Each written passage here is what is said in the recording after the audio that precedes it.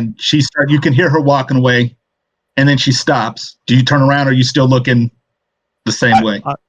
I'll kind of look, over my shoulder at her, kind of get out of the hammock.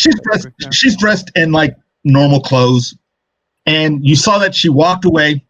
She stopped, and she still got the pistol in her hand. She's like, fuck it. She turns around and shoots at the hammock and basically makes the hammock fall down by shooting one of your columns. Success, but it was only a basic success. She's got to punctuate this with a bullet. Right. And she walks through the courtyard, the doors. That's right. And she says, "Don't be late, asshole." And she walks out. Would you like a coffee? Maybe a croissant?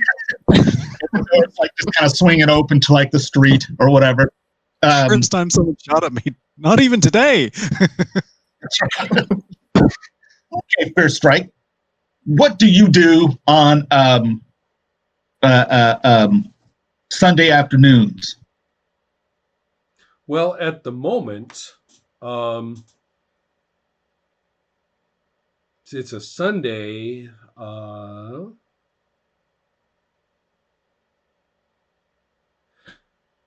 It's been through a series of not quite official channels.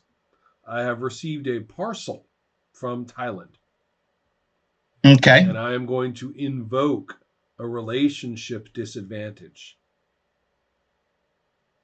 Okay. And your relationship disadvantage is? My relationship disadvantage is that I have a relationship with sort of a drug lord/lady in Bangkok from way back when, which in Black October terms only means a few years ago. And is not really the best. I would not mind severing my ties, but they are not easily severed. So I have received a parcel. I don't know it's from them. I think it's from friends. So I am casually whistling and, open up the parcel, and I'm horrified to discover, and this is a big thing too, right? A big old box, that it is exactly 1/2 full of extremely crisp bundles of American money and packages of heroin. Okay. So I am looking at this in horror as I close the box and start looking around, trying to wonder what on earth I'm apparently supposed to distribute this or something. And I have to, somebody has decided that I would be willing to do this or else. And I know who. So, I attempt to send a message along the lines of, cannot receive parcel, please, cannot accept parcel, and send the message. And I'm attempting to decide just what the best way to dispose of this is.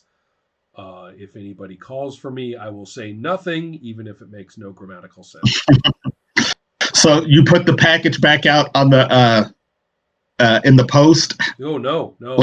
I'm afraid I actually have to reluctantly carry it about in deciding the best way to get rid of this and wondering how to get rid of it and stuff like that. Okay. And I'm assuming you guys all live in this villa. Yes, we do. I'm assuming. Mm-hmm. Okay. So you get a tap at your window. Just a tip, tip, tip, tip, tip, tip at the window.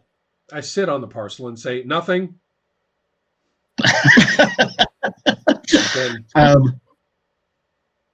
It looks like, like if you see like your window and maybe you've got curtains and stuff in there or blinds or whatever, you can't really see what's out there tapping, but you see kind of like something like this, just kind of like floating just at the very top of like the window. Tap, tap, tap, tap. Something is floating at the top of my window? Yep.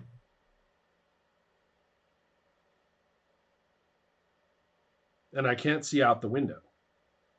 Well, you can if you go over to the window. Are you just still sitting there on your thing? What are you doing? All right. Well, first things first, because we have to put this parcel somewhere extremely secure, I put it under my bed. And then Okay. I see. And then I'll Moving go aside and the Rex stand Mundi. next to the window. Okay. You see it's a head upside down. Ah. Tap, tap, tap, tap. Mm-hmm. And then tapping with their knuckles. Yep. Like with a hand. Okay, so it's a hand. It's an upside down person. Good enough. I will reach over. I will swirl my opera cloak about until it settles perfectly on my shoulders, and look down at my jeans and sneakers and sigh, because that's not actually the right clothes for a cape. But Right. but I'll go over and I'll go nose to nose with the head. Through the glass, and say, You recognize it I'll when say, you get closer. Okay, good enough, and I'll go nose to nose with the head. If there's information, please Okay. inform me. Yeah, it's you knew her as Pad Thai. She was a Black October member, and she's tapping on the window. And when you come up to the window, she sees you and she smiles. And she's just sitting there floating, kind of like bobbing in midair, upside down, looking into the window. And then, she kind of looks in, upside down, hey, you're going to open that? I do open the window. Okay. And she kind of comes down, and you see she's being kept aloft by these kind of a webbing, but they're kind of like sticky and clear. Therefore, her name Pad Thai. And basically, she just kind of those things kind of help her walk into the room, and she just kind of comes in and lands, and she looks around. She goes, "This is your room here?" She says, and I say, you're not still calling yourself Pad Thai, are you? Why wouldn't I call myself Pad Thai? She pulls out her phone and she starts texting. Wait a minute. And starts texting. And then you see Flaxseed and Marvin 911, which are two other Black October members. Approve of that name. Go on. Yes. Yes. And they come down. They're going hey, what are you doing? Whatever it is you're up to. Fantastic. Marvin. Next week. There's someone here I'd like you to meet. Remind me later. He kind of nods. He's kind of stoic. He just kind of nods. Yeah. But Pat, she says, they're trying to go some of our people. And Prime said you were here. And Prime, as you know, because you're a Black October member, Prime is kind of like Black October's Professor X. He's basically a monolith with he's basically a Black October member that died. So now but he's put a his big slab consciousness of basalt or something, and we have to do what he says. Yeah. I get it. Okay, fine. Right. And well, you've kind of gone rogue in the sense that ish. Yeah. I mean, yes, rogue-ish. In fact, I'll even wave my hand and say, prime this, prime that. I don't want to know. Tell us what we're doing. Tell me what we're doing. You want to go wreck some Americans up in the mountains?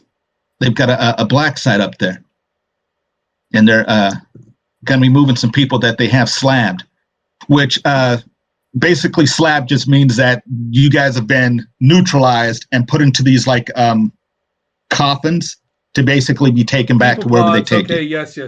Unslab time. Let's go unslab some Right. Well, it's not yet. It's going to be next week. That's when we know that they'll be there to start moving. We just need to know if we can count on you. Of course. Unless something comes up where I have to save Lima again. But yeah.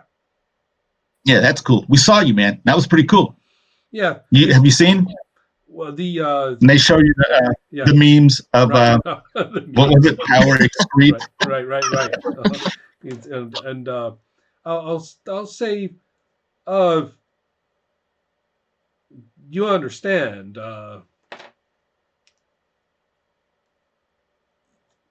This paradox force thing we've got going on here, it's a little more kind of cool. Yeah, well, that's the Ditto said that, I think. And we're doing some stuff here that I think you guys would like. So totally voluntary, once in a while. She nods. Blacksea goes, "You got anything to eat in here?" And he starts walking towards your door. Oh no. Let's go eat somewhere else. It's like, is it what? Are you ashamed of us? He's a little uptight. Girl problem. Let's make it. And he kind of nods. He's like, "That's cool." And